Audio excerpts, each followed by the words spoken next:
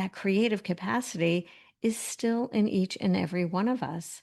And when it gets the space to grow, when people are supported in figuring out how they create best, it doesn't just shift how they feel, it shifts what they can do. And in turn, it shapes what they are able to bring to the world. Welcome to the Artwork of You, the podcast where your life is the canvas and you are the masterpiece. I'm your host, Lori Gouhin, and together we'll explore creativity, self-awareness, mindset, goal strategy, and the importance of accountability so that you can paint your life's portrait with confidence and ease. Remember, in the gallery of life, you're not just a spectator, you are the art. So let's grab our brushes and start creating the masterpiece that is you. Hello, my friends. I am so glad that you are here with me today because today I want to talk about creativity. And for those of you who don't know, way back when, I used to be a fifth and sixth grade teacher. And I guess because back to school time is really quickly approaching, at least around where I live, I've been thinking lately about how much of what we notice and measure, especially in school, is what's easiest, I would say, to quantify. For example, reading levels, math levels, test scores, neat handwriting. And maybe that makes sense, I guess, in a system that needs structure. But I keep thinking about the students who are wildly imaginative, who come up with ideas that no one expected, or who really see the world in ways that don't quite fit into the, I guess, educational rubric. And it made me wonder, what if we actually graded creativity? And not necessarily in a rigid way, but what if creativity and curiosity and originality, what if those things were noticed and encouraged just as much as all the other stuff? How would it change the way we see ourselves even years later? So today, that's what I want to talk about. When I think back to being in the classroom, it's interesting because you notice right away how quickly some kids figure out what's rewarded. You start to see it early. Who learns to raise their hand with the right answer? Who starts holding back with their weird ideas? Who becomes the good student by learning the rules of the system and not just the academic rules, but the social ones too? And I would say most of those rules don't leave a lot of space for creativity because creativity allows for interpretation. In school, whether it's elementary school or college, or an employer, actually, they generally expect more conformity in an objective rather than subjective behavior. And because of that, I would say that creativity often gets overlooked or dismissed as a distraction, especially when kids are younger. But the more you look at it, the more it becomes clear how much creativity shapes everything: how we solve problems, how we make decisions, how we connect the dots that don't seem like they go together. It's behind our ability to adapt and to empathize and to create new ways of doing things. And I don't think it's a distraction at all. I think it's central to nearly everything. And yet we rarely say things like, that's an incredibly imaginative way to approach that, or I love how original that idea is. We don't track that. We don't reward it in any formal way. So it often gets treated like it really doesn't count.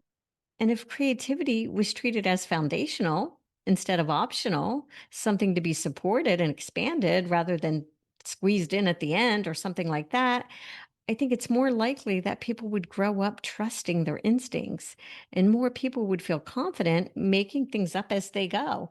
Not because they're being rebellious or anything like that, but because they were taught that their way of thinking has value, even if it looks different.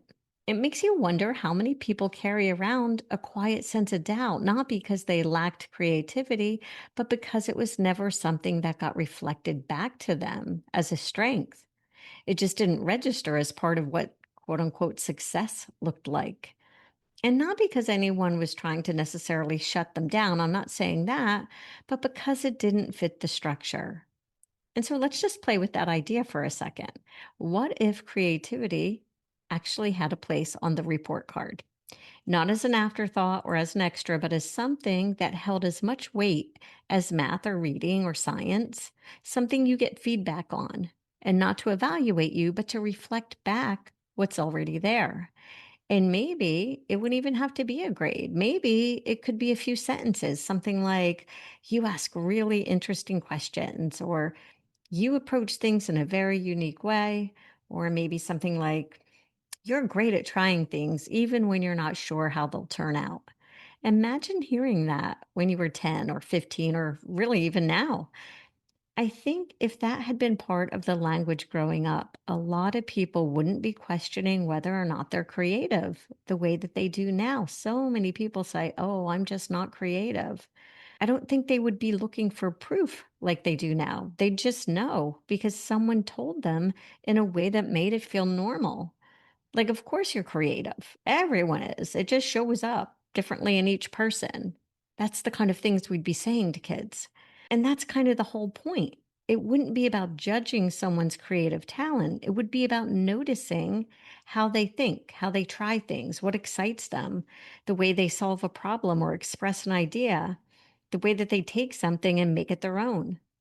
And if we had been taught to notice these things early on, I think more people would trust the way their mind works. I think there would be less pressure to do things the quote unquote right way and more room to explore what feels right to you.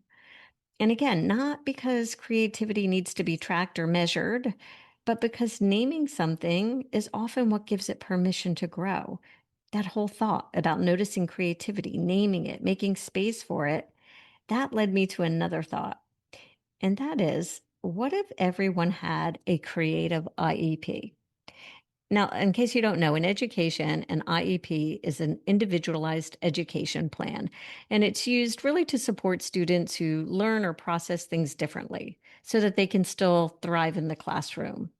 But what if we applied that same kind of attention and personalization to creativity?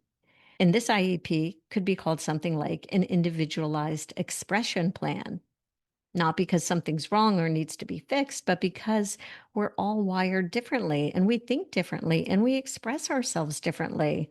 And most of us never got a chance to figure out how we create best because we were too busy trying to fit into whatever process was already being taught. And so, an individualized expression plan would be a way to honor your individual creativity.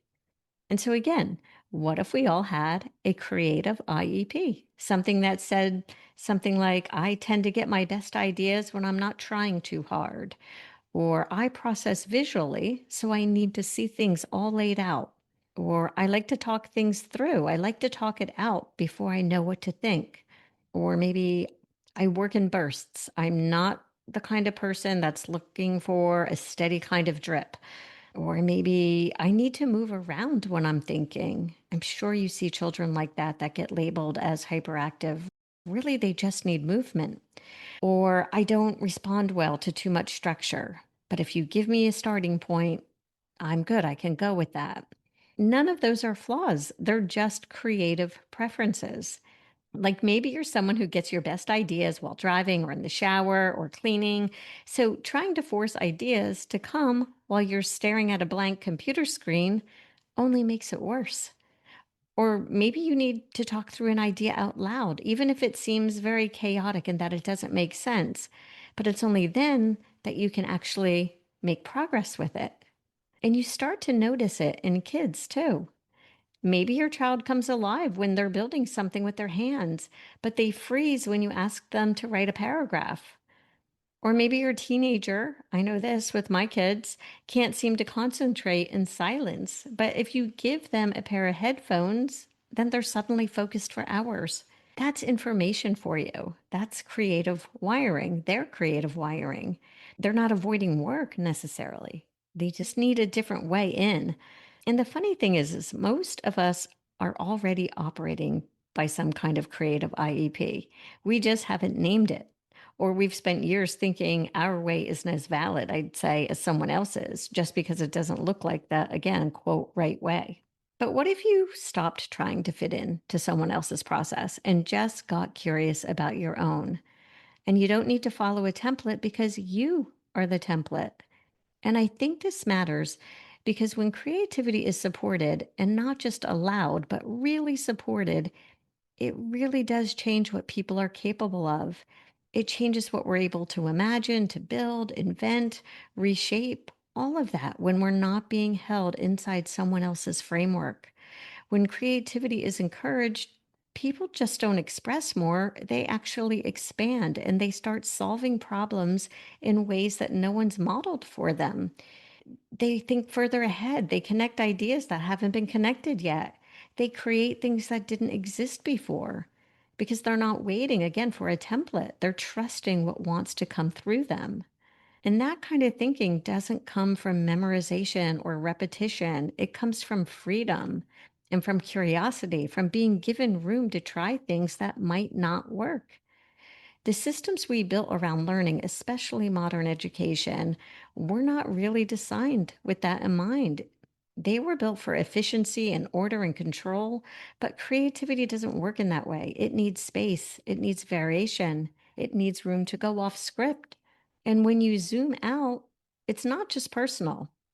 I think it's actually how we evolved, right? Because before creativity became maybe a buzzword, it was really survival. It was how we survived. It was instinct. It was storytelling, design, tools, shelter, strategy. Creativity is the reason humans adapted. It's how we shaped our environments instead of being shaped by them. And somewhere along the line, when systems became much more structured and more standardized, we lost touch with that. And creativity became a personality trait of the artists of the world instead of something foundational to everyone and how we live and move through the world and how we solve problems and connect with each other. But that creative capacity is still in each and every one of us. And when it gets the space to grow, when people are supported in figuring out how they create best, and then given the freedom to act on it, it doesn't just shift how they feel, it shifts what they can do. And in turn, it shapes what they are able to bring to the world. That's what's at stake. And that's the part that sticks with me. It's interesting to think about how different things might be if creativity had always been treated like something essential, something worth paying attention to, not just when it shows up in the obvious ways, but in the way that someone thinks or connects ideas or asks questions no one else thought to ask. And maybe the most important part isn't even how creativity is expressed, but what becomes possible when it's given room to grow.